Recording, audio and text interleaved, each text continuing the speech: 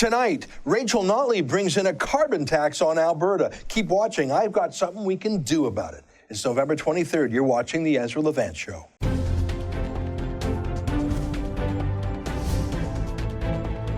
Why should others go to jail when you're the biggest carbon consumer I know? There's 8,500 customers here, and you won't give them an answer. You come here once a year with a sign, and you feel morally superior. The only thing I have to say to the government about why I publish it is because it's my bloody right to do so.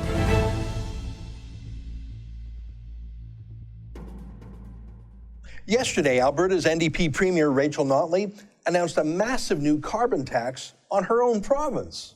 Alberta will be phasing in a $30 per ton economy-wide carbon price. I like that phrase, carbon price. It's not a price, it's a tax. You pay a price to buy things in the first place. This is an additional tax on top of the price that you'll now have to pay to the government for the privilege of using what you've already bought. That's called a tax. But not once in her entire speech did Notley say the word tax because she thinks you're stupid.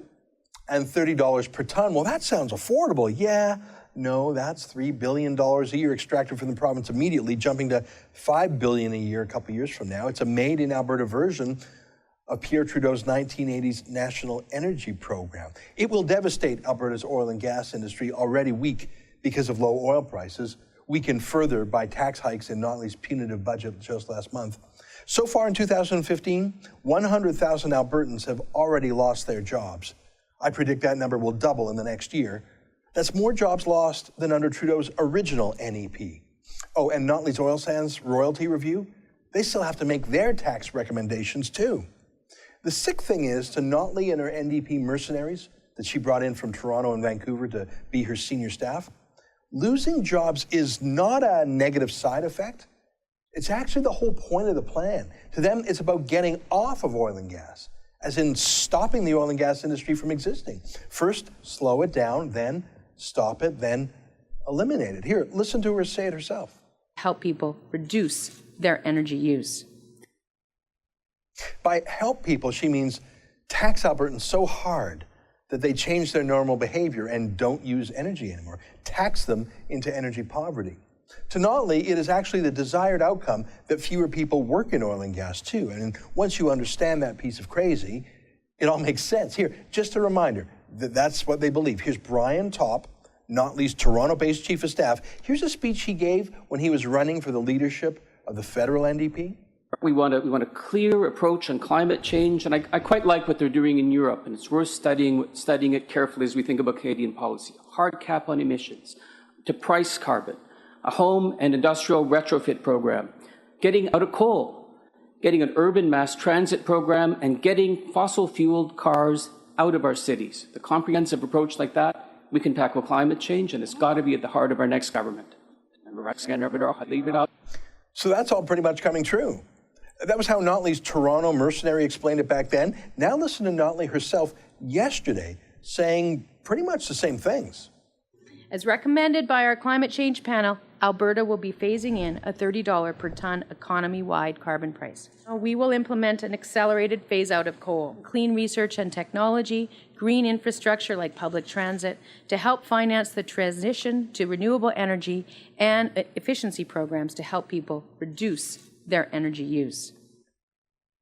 So here are the details. A massive carbon tax. It will start at $3 billion a year and quickly grow to $5 billion a year. That's what they announced. But again, they're not really being honest. It's a net $3 billion tax, but it actually taxes $6 billion right away and gives $3 billion to special interests. I'll get back to those special interests in a moment, but make no mistake about it, this will extract $6 billion a year from Albertans. It's really like another GST. And unlike Mulroney's GST, once the Notley carbon tax is in place, it officially is designed to grow by 2% per year. Now, this is a carbon tax on everything, by the way, on oil, on natural gas, on gasoline at the pump, on home heating fuel, on anything in your furnace, on anything that moves, on anything that has to stay warm in the winter. Notley says it's going to cost every Alberta home $500 a year immediately, rising to $900 a year soon. Like I say, a Notley GST.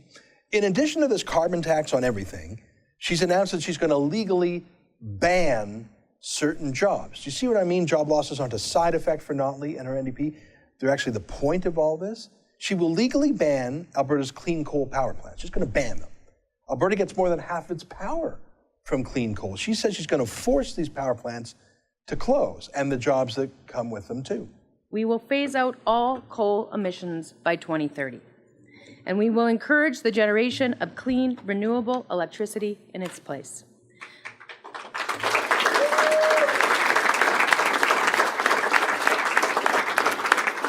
Specifically, we will aim to replace 2/3 of our existing coal electricity with renewable energy. So instead of cheap, reliable energy in power plants that are already built and paid for and working, she says Albertans will now have to pay subsidies for electricity from solar power and wind turbines. That's where a lot of the carbon tax money is going to go to every lobbyist from Vancouver and Toronto who's now going to jet in to sell the province on some scheme that needs huge subsidies. That's what Ontario did, by the way, which is why Ontario now has the highest electricity prices in North America. And factories close every month in Ontario. They just can't afford the power bills. The solar and wind turbines aren't reliable, by the way. Ontario has spent tens of billions of dollars building skyscraper-high wind turbines, 3,200 megawatts worth. But at any given moment, you're lucky if a quarter of those wind turbines are even spinning. But a lot of politically connected Ontario insiders got huge contracts, so that's something, right?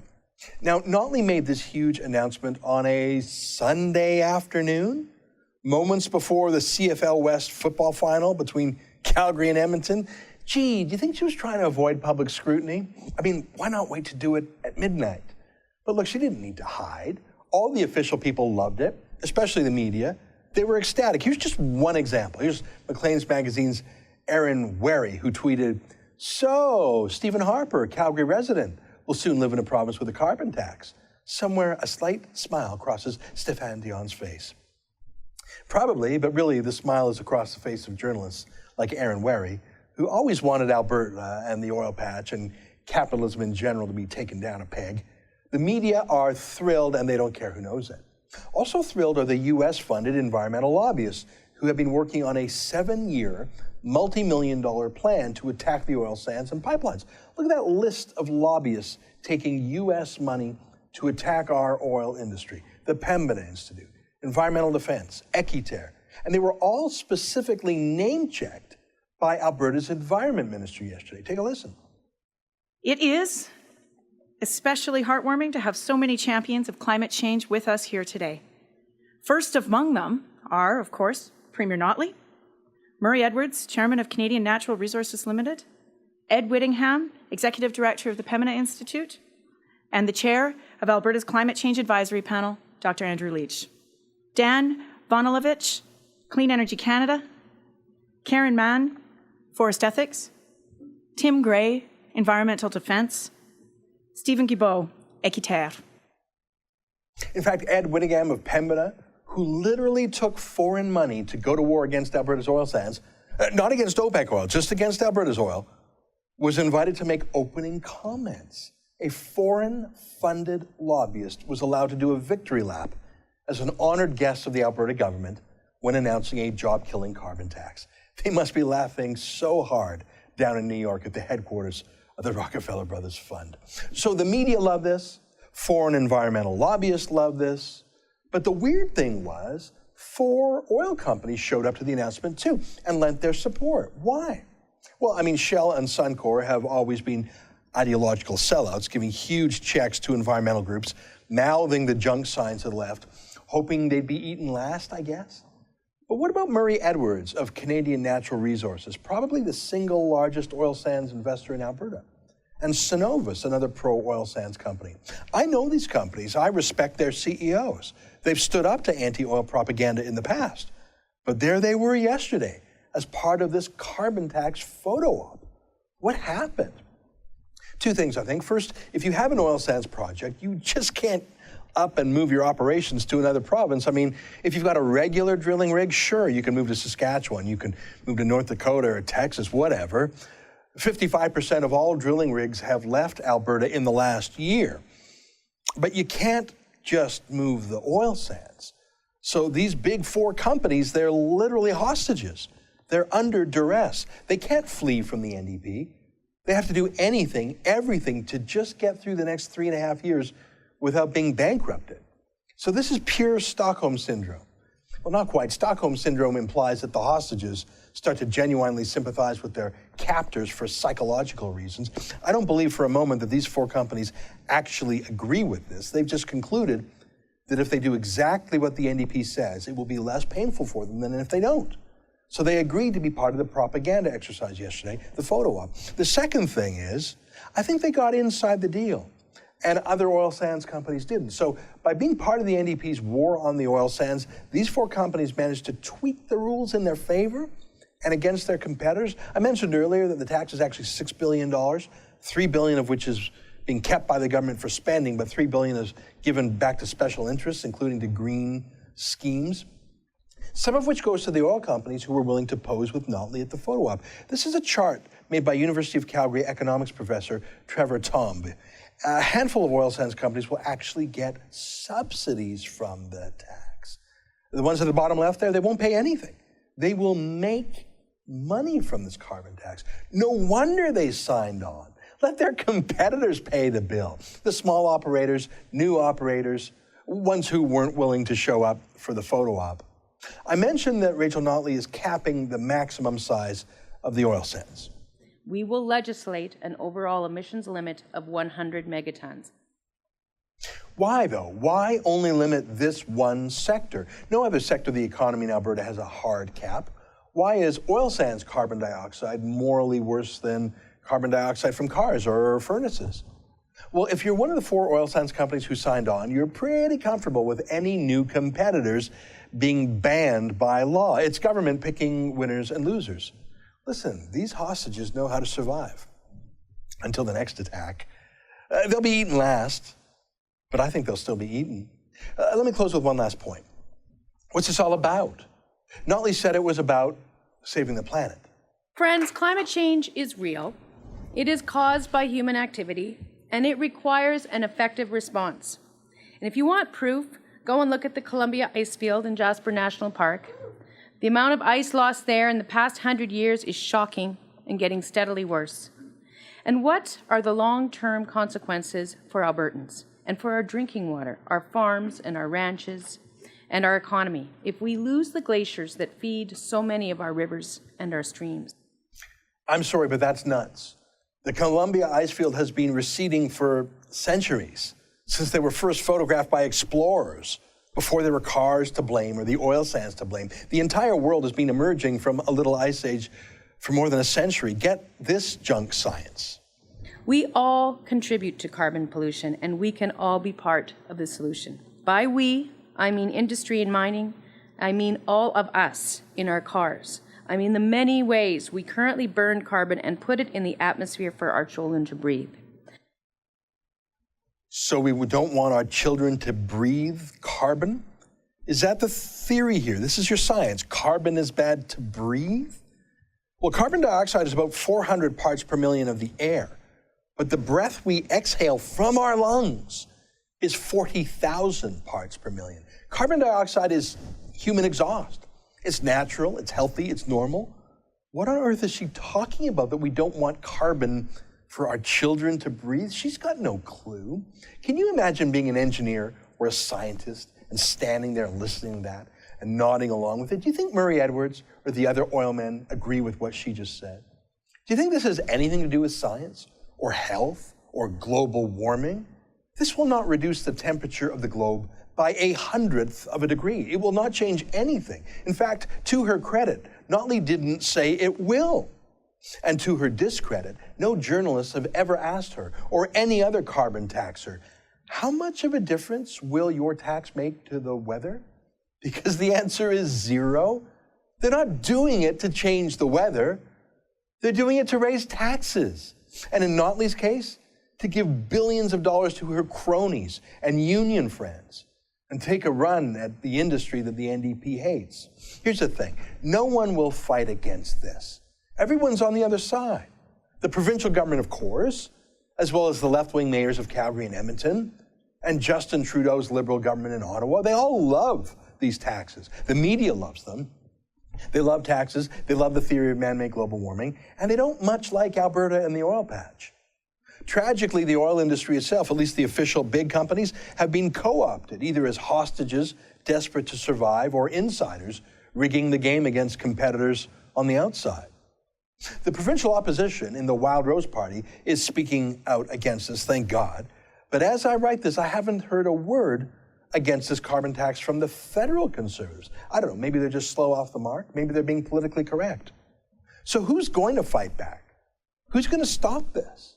A massive public fight back did not stop the GST, but it managed to make the GST less painful. Did you know that Brian Mulroney first proposed a 9% GST, but massive public protests made him blink and lower it to 7%. I think we can do the same thing here. Blunt it, reduce it, delay it, maybe even stop it. But the first thing is to stand up and say stop, not to be co-opted, not to be bullied, not to be lied to. 4.2 million Albertans can't all be threatened or bought off. We're not all hostages to the NDP. We're not all on the payroll of foreign lobbies. We're setting up a website at www.stopthecarbontax.com. We want 100,000 names to show Notley that we don't accept this attack on the oil patch, a secret anti-oil agenda that she did not reveal in the last election campaign. 100,000 names telling her no. And you know what? We are ordering up thousands of lawn signs that we're going to distribute to every Albertan who wants to stop the carbon tax. It's very simple. It's nonpartisan. It just says, sorry, we're not going to all be led to the slaughter. We don't all believe in dismantling the economy. Register for a lawn sign on our website. Go to stopthecarbontax.com. We'll get you a lawn sign. We're going to distribute these lawn signs through volunteer lawn sign captains around Alberta. If you want to take delivery of a few hundred lawn signs and keep them in your garage and let people come to you to pick them up, or maybe you want to deliver them to your friends, let us know too. That's a special job. You can sign up as a lawn sign captain on our website, stopthecarbontax.com. We'll ship you the signs, and you can be the contact person for your neighborhood, get to meet your neighbors. I'd love to have a forest of lawn signs going up everywhere in the province, from Lethbridge to Fort McMurray, from Red Deer to Grand Prairie, to every single self-respecting Calgarian. We're still making our plans here. We're looking to hire a full-time event manager to start coordinating town halls across Alberta. This is nonpartisan. Everyone can participate. Wild Rose supporters, PCs, even New Democrats who can't believe they voted for this party and regret what they did. We're not starting a new party. I'm not running for office. This is bigger than that. This is about saving the goose that lays the golden eggs for all of us, saving it from the foolish socialists trying to kill the goose and those who have been bullied into going along with the province's suicide. Please visit stopthecarbontax.com. Sign our petition. Sign up for a law sign. Volunteer to be a lawn sign captain and stand by for our plans for our Fight Back campaign. Look, we need allies. I already see that the Canadian Taxpayers Federation is fighting back. Great. It will take all sorts. We need to make a coalition. I bet we'll even get some unions involved who can't believe how many jobs Rachel Notley's NDP has killed. We can do this. In fact, if we don't, I'm afraid no one will. Stay with us for more.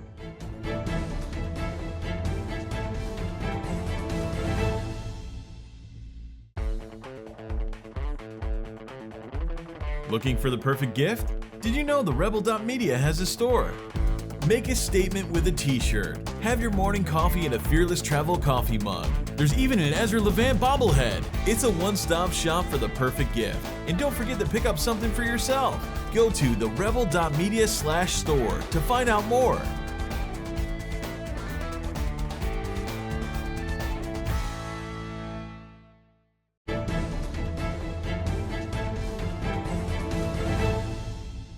Welcome back to the show. Well, it looks like it's unanimous. Obviously, the provincial government loves the carbon tax, but so do mayors and the new prime minister. The media party's in love with it, as are environmental NGOs, and to my surprise, some oil patch CEOs say they love it too. Is there anyone fighting for mere taxpayers? Well, yesterday, Brian Jean, the leader of the Wild Rose Party, put out a press release that was encouraging. But I think I found pretty much the only other ally fighting for the people. And it's my friend, Paige McPherson of the Canadian Taxpayers Federation. She joins us now via Skype. Paige, it's great to see you. As W.A.C. Bennett once said, everyone's against us but the people. Surely Albertans don't love a new $6 billion tax being thrown at them. Well, I have to tell you that, since I've been in this position, this is definitely the most bad negative feedback that I've received from taxpayers out of any other policy that's been introduced. And we have to remember that this is just adding to a laundry list of existing taxes that the NDP has introduced since they've been in government. The income tax hike, the business tax hike, they already had a carbon tax hike on large emissions, tax hike on insurance premiums, on fuel for locomotives, for trains, on cigarettes, on alcohol, and now this carbon tax, which is essentially a tax on everything that moves. This is yet another thing that's shoveled onto the backs of Albertan taxpayers simply because the government doesn't feel like they want to get their own spending under control or look internally to make those tough decisions. Yeah, the excuses for it were laughable. Oh, you don't want your children breathing carbon. The Premier actually said that. Yeah, carbon dioxide is what children and all people exhale. That was just so weird. And the Environment Minister talked about, access to markets. What's that got to do with this? I mean, the Keystone XL is blocked, and the Northern Gateway Pipeline, which has been approved by the National Energy Board, this new Democrat government is against. They're using global warming as, I guess, politicians in an earlier age said, don't you care about the children? It's just an excuse to tax and regulate. And let's be honest, the NDP has always hated the oil industry. Now they're just sticking it to them. Well, I do think that the access to other markets argument, it falls a bit flat. I mean, realistically, I think we all know that those kinds of decisions are by and large political decisions. It depends on who's in power at the time, their political bases they have to satisfy. So I don't quite buy that argument. But what we do know in reality is that this is a tax that's absolutely going to make it more difficult for Albertan families to make ends meet. Unfortunately, for us, a problem that the government will never have. They never have to worry about making their own ends meet because they can always just tax us more. And that's exactly what we're seeing here. So the government's estimates, they've said that in 2017, it's going to directly cost Albertans $320 per year, the average Albertan family, rising up to $900 a year by 2030. But that's only the direct cost. We need to remember with the carbon tax that it taxes anything transported across our province. So the cost of food, the cost of clothing are going to go up. When they phase out those coal-fired power plants and, presumably start over-subsidizing the green energy sector like they did in Ontario, we know what happened there. Energy prices absolutely skyrocketed. And of course, none of this is to even mention the lost investment in our province. Who's not going to start up that energy project? Who's not going to hire those extra people because of the impact of this tax? The costs are unforeseen right now, and they're going to be have an absolutely massive impact on our economy. Yeah. I paid pretty close attention in the last provincial election, and I know you did too. I never heard Rachel Notley or any of the other NDP candidates say we will bring in basically a Notley GST. Like the GST, it's a tax on almost everything. And like the GST, most of it's just going to be dumped into government coffers for spending on their friends. I think that if Rachel Notley would have run on the Notley GST, on this carbon tax, she would not have won. I mean, talk about your secret agenda. I got one question for you, Paige.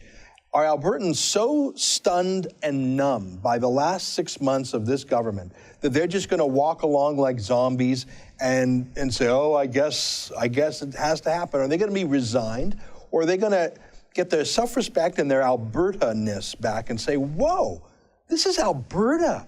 We're not against the oil and gas industry. That's our lifeblood. We hate taxes. Are Albertans going to become Albertan, or are they going to become NDP-ish? Who's going to win this battle of the wills? You know what? I think that Albertans are starting to stand up against this kind of treatment that we're getting from the government. Like I listed that laundry list of tax hikes.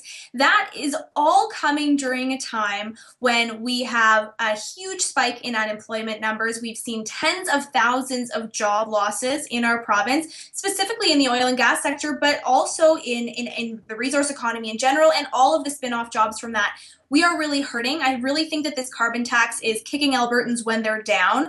And based on the reaction that I've seen from people, people are getting tired of it. I think that now it's very important for people to come together with good ideas and to stand up and say, look, the Alberta government has a spending problem. They do not have a revenue problem. They, of course, have been very open about the fact, both Premier Notley and Finance Minister Joe Ceci, about the fact that they're looking for tons of different ways to tax citizens, to tax residents, because they think that they have a revenue problem. And people need to stand up and say, look, this is an indiscriminate tax on Albertan families, on Albertan businesses, and it's going to hit even harder in Alberta's rural communities, all because the government can't get their own spending in line. I don't think that Albertans are just going to lay over and take it. Paige, you're amazing. We've launched our campaign at stopthecarbontax.com. I got a last question for you. We only have about 30 seconds. I don't mean to put you on the spot, but let me throw it at you. We are distributing lawn signs across Alberta that say stopthecarbontax.com. I want 100,000 Albertans to put those lawn signs up. And we're going to start doing town hall meetings. I know I'm putting you on the spot a little bit, but would you consider going to some of these town halls with me around Alberta to speak on your own behalf? This is a nonpartisan thing, to speak from the point of view of taxpayers. Would you consider going on tour with me to a few cities in Alberta? Well, I would absolutely consider it, Ezra. Like I said, I think that now is the time when we really do need to come up with those creative ideas, those creative oppositions to this kind of treatment that we're receiving from the government. There needs to be a voice that stands up for taxpayers. And of course, that's what we're all about at the Canadian Taxpayers Federation. So yeah, I will certainly consider that. Thank you. Well, I'll call you when you're not in public on the spot. I think we can work it out. We've got to fight back, Paige. It's you, it's me. I see Brian Jean. There's got to be more. We've got to turn the tide. We're out of time now, but Paige, I feel like I'm saying, help me, Obi-Wan Kenobi. You're our only hope. You are one of the few hopes, and we're going to do our part here at TheRebel.media. We can stop this, but only if we fight it. We'll stay in close touch, Paige. Folks, stick with us. More after these words. We've heard you loud and clear. You can't get enough Canadian conservative news and opinion. Why not check out our blog? It's all your favorite conservative bloggers together on a page called The Megaphone. Go to TheRebel.media/TheMegaphone or click on the Megaphone menu from our main page to check it out.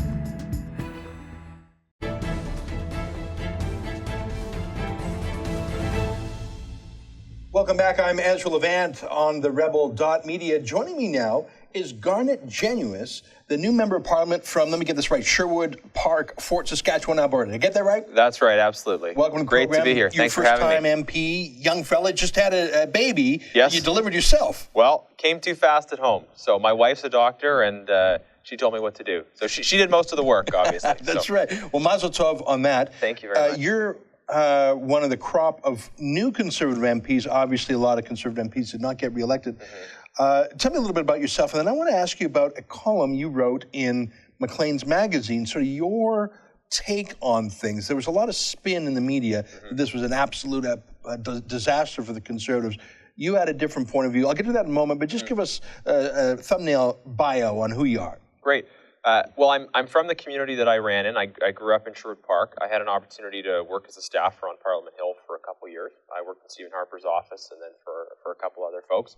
I've got a master's degree, but came back home to Sherwood Park after I got married, and that's home. I've got 2 kids now, as you mentioned, and standing up for families is very important to me, and that's sort of a big issue in our community. So that's kind of where I come from as a politician. Right after the election, like I say, there was a jubilation in the media. It wasn't reporting anymore.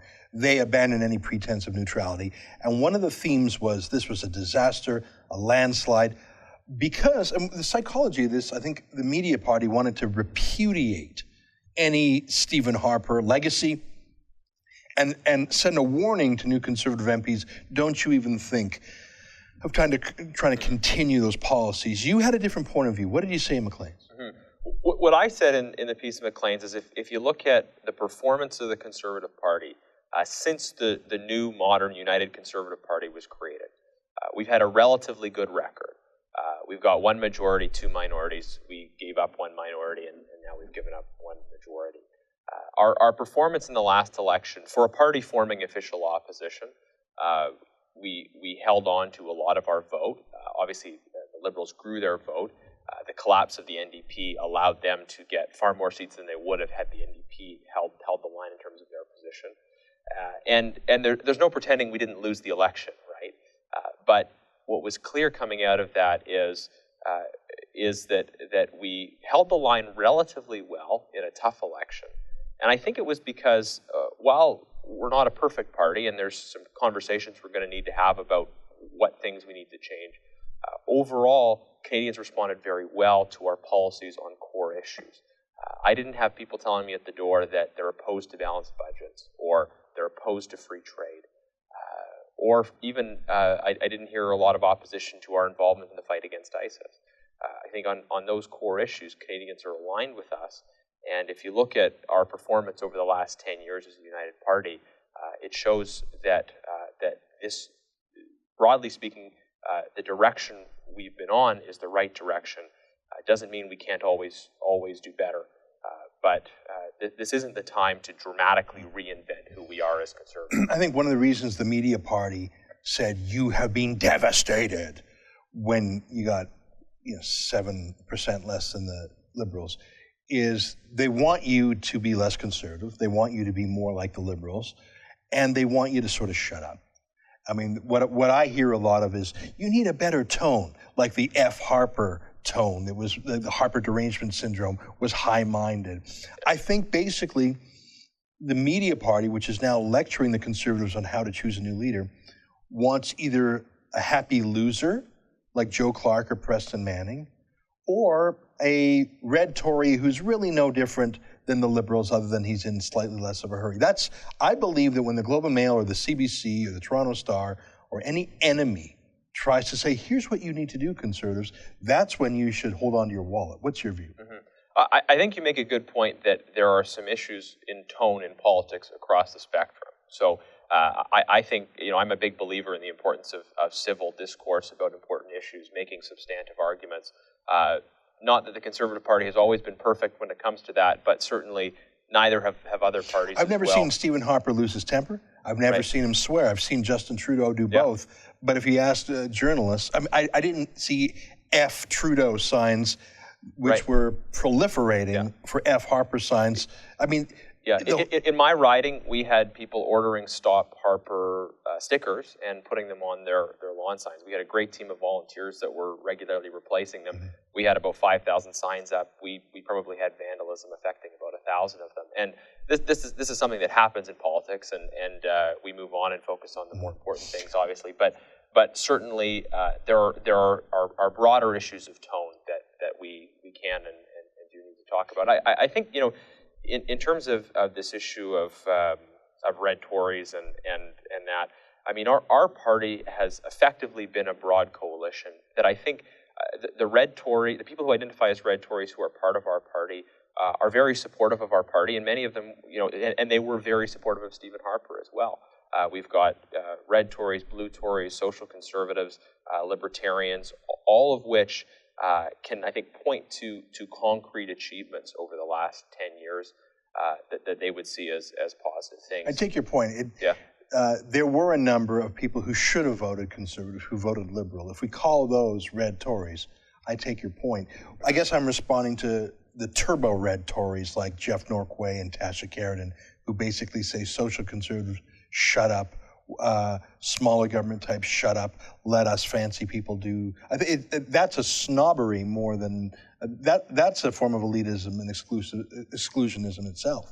Yeah, look, I mean, after the election, Tasha Sheridan, and she says things that I agree with certainly sometimes, but she had a piece talking about who the Conservative Party needs to exclude. And when you're at 30%, I think we should be having a conversation about who the Conservative Party needs to include, not looking for people for it to exclude. I want to ask you two more questions. I have a theory that on the Conservative side of the aisle, the party itself, the Conservative Party of Canada, is actually the healthiest part of the movement. 100 MPs, money in the bank, I presume, or at least fundraising power, some solid candidates. That's strong or strong enough. What we lack is anything nonpartisan.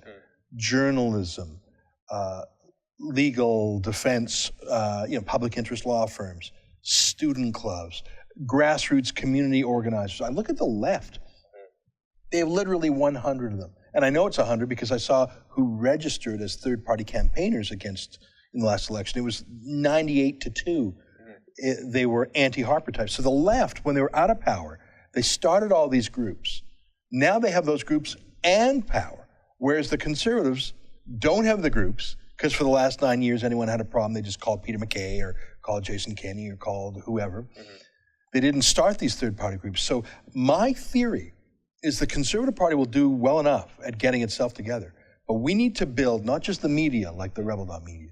We need to build student clubs and NGOs and activist groups, and we need to organize and build lists, stuff that the Manning Center should have done but hasn't done in 10 years. We got to do now. What's your thoughts? Well, I think there are groups out there. Taxpayers Federation? Yeah, and in some cases the groups are quite small. There are a couple people that have gotten started recently and have seen to some extent this problem and are working to expand. There are groups out there. I think we'll see growth of those groups. The important thing I would say to your viewers, Ezra, is that in this time with the technology we have, there never ever was a better time to go out and start a third-party activism group. We saw in the election just the ability of citizen journalists to go out and make a difference, doing research into Liberal and NDP candidates that wasn't being done by the traditional media. And we hired the best of them. Sheila Reid, yes, you're a exactly. constituent. Yeah, and she was a big part of that, and there are others. We need to encourage people to take advantage of those tools to do that. I think we'll see growth of the conservative movement in light of what's probably going to happen over the next 4 years. I think that's important, and those of us on the political side have a role to play, but we're not the whole picture. We're a part of a much bigger conservative family. Garnett, great to meet you. Thanks for stopping by our office here. Thanks for having me. Good luck, and I get the feeling you're going to be an important part of the battle in the years ahead. Stay with us, my friends. There's more on the Ezra Levant Show after these words.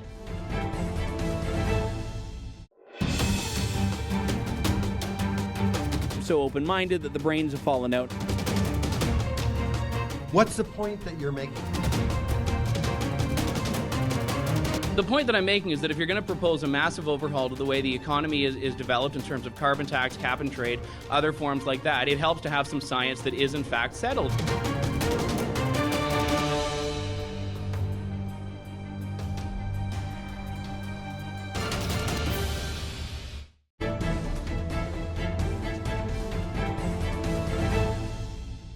Welcome back. Here's one of my favorite parts of the show, viewer feedback. I even like reading my hate mail. I think it keeps me honest, although I do prefer fan mail. Here's some hate mail. Luke Savage writes, to sum up post-Alberta climate announcement for energy industry, environmental movement, First Nations leadership, against Ezra Levant.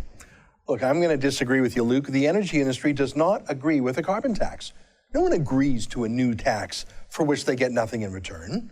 It's more like a ransom in that way. If they pay that carbon tax money, they'll be allowed to live. And that's the thing about ransoms. Until you're free from your hostage taker, you really can't speak freely, can you? Do you really think the oil industry loves a new $3, $4, $5, $6 billion tax? Or have they just calculated that going along to get along is the best way to survive until Albertans can throw off the NDP, who were elected by accident, and who never mentioned this gouging carbon tax in their election campaign? Now, of course, environmentalists love this tax, but again, that's not quite true because real environmentalists know that carbon dioxide is a harmless, colorless, odorless gas that plants breathe in and humans breathe out. It's not pollution. Real environmentalists know that a barrel of oil produced in Alberta has less real pollution than a barrel produced in Nigeria, Venezuela, Russia. So shutting down the oil sands actually makes the world dirtier. Here's a note from Jay Wentz who said, even though I'm against the NDP, I think you're a tool. Quit emailing me. Hi, Jay. I will quit emailing you. You don't have to quit emailing me, though, because I appreciate your feedback. I'm against the NDP, too. I want to do something about it. I want to get 100,000 Albertans to sign my petition at stopthecarbontax.com. I want 100,000 lawn signs going up saying the same thing. I want 100,000 people to attend town hall events or coffee parties against the NDP. And I want to save every Albertan from this job-killing, wallet-busting carbon tax. Even you, Jay. Last letter from Liza Rosie, who said, good show, Ezra. Enjoyed hearing more from Sheila Gunn Reid. She is a really valuable addition to The Rebel. Joel Pollack's American perspective is always insightful. The MSM bulldozing needs to be called out every time. The more guests, the better. I appreciate getting the real goods on this refugee fiasco. I hope the apologists wake up before Canada is completely tipped. Thanks, Liza. I appreciate your comment. Folks, did you know that we have a really lively comment section on our website? That's where I took this from Liza. Most newspapers in Canada are shutting down their comment section, not us. By the way, Sheila Reid is great. She's a great addition to our team, and Joel is one of the smartest guys around. Hey, everybody, thanks for watching, and if you haven't gone there yet, visit stopthecarbontax.com. Register for one of our lawn signs, and we'll get it to you as soon as we can. For tonight, I'm Ezra Levant, and we'll see you tomorrow.